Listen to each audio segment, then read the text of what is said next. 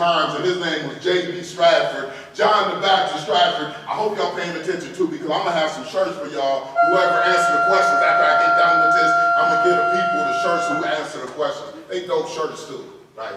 Powerful. Right? So J.B. Stratford, John the Baptist Stratford, he became the richest black man in Tulsa, Oklahoma. By 1920, he built a 65-room Stratford hotel. He also invested into real estate in Tulsa, Oklahoma. He established other businesses. So he became the richest black man in Tulsa, Oklahoma. J.B. Stratford was born a slave in 1863 to go on and become the richest black man by 1920. Phenomenal. It comes from a belief system. What else did he do? He was one of the first people to enroll in Oberlin College. The first black person to enroll in Oberlin College. Where we at? Where we at? I didn't see the GPS. Where we at? Oberlin. OB? What? We part of history.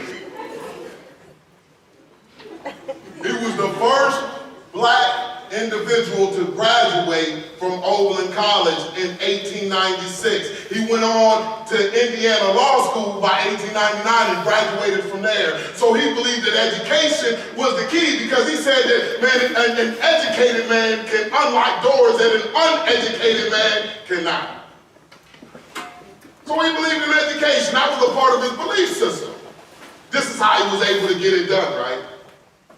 Powerful.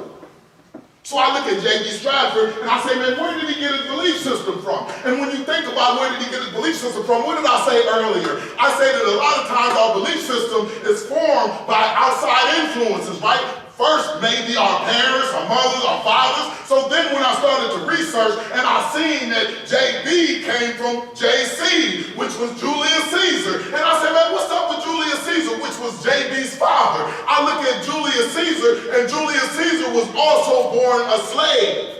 But when Julius Caesar was born a slave, what did Julius Caesar do? Julius Caesar learned how to read as a slave. And when that brother learned how to read, that brother said, man, you know what? I done fumbled up on something. I see a loophole to my slavery. This is the way that I become free. That brother read the Emancipation Proclamation. He says, man, hold up. And after he read the Emancipation Proclamation, he petitioned his owner for his freedom. As soon as he petitioned his owner, this brother cold-blooded. Listen to what he did. He petitioned his owner for his freedom, then he fled. He fled to Stratford, Ontario. When he did, he said, man, I'm going to forge a travel letter from my owner so I can go ahead and travel to Stratford, Ontario. When he got to Stratford, Ontario, they went on ahead and contacted him and said, you know what? J.C., Julius Caesar, man, your freedom has been granted. You are a free man. And that brother said, I'm a free man. He got that in Stratford, Ontario. He said, man, you know what? Man, I need a last name. My last name can't be my owner's last name, because he believed that he was more than a slave. And because he believed that he was more than a slave, he was able to become more than a slave. He said, man, I'm going to get my own last name. So since I'm in Stratford, and it's spelled S-T-R-A-T-F-O-R-D, I'm going to drop off the T, and I'm going to spell my name Stratford, S-T-R-A-D-F-O-R-D,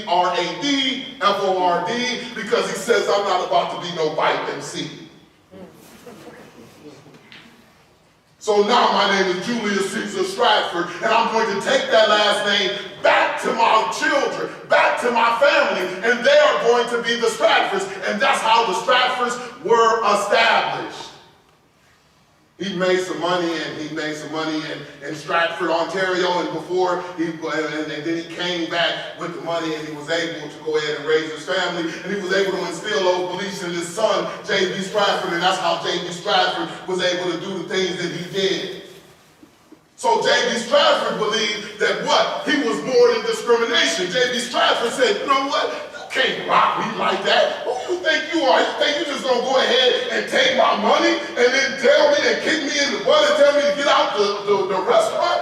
No, I'm not built like that. I believe to be more. I don't believe that I should be treated like that. I believe that I should be treated fairly. And if I believe that I should be treated fairly, then I will accept nothing less. That's what J.B. Stratford believed. That belief system, see, that belief system can be your ally, which will add to the quality of your life, or it can be your enemy, which will continue to deteriorate the quality of your life. That's why you gotta check your belief system continuously. It's adults gotta check their belief systems continuously. You see adults who are running around, they can be 40, 50 years old, and if they got the wrong belief system, you can tell it. Just look at their face. Their face will show it. Look how they have their face all crushed up. They look at you, you like,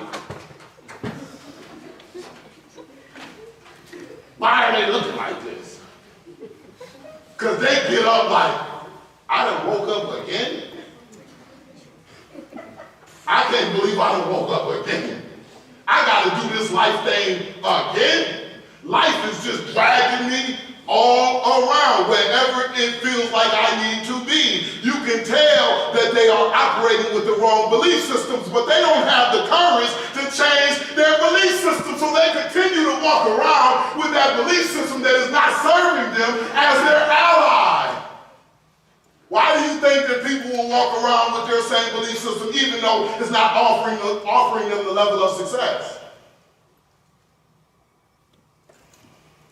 Good brothers, good sisters, who know that?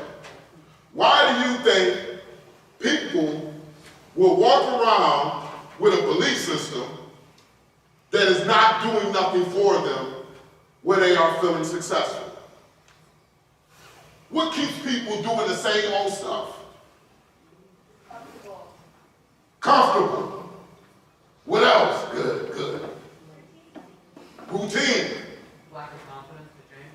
Lack of confidence. What else? Family. So you say that they are afraid to go to their family and say, man, I'm abandoning the belief system that you identified me by. I'm no longer that same individual. You say that they are afraid to be ostracized by their family or maybe their peers. They are afraid to do life by themselves. So instead of doing life by themselves, they say, I got to continue to be who pleases you. Do you think that's accurate? Absolutely. Yeah. How many people are doing things because they are trying to impress somebody else?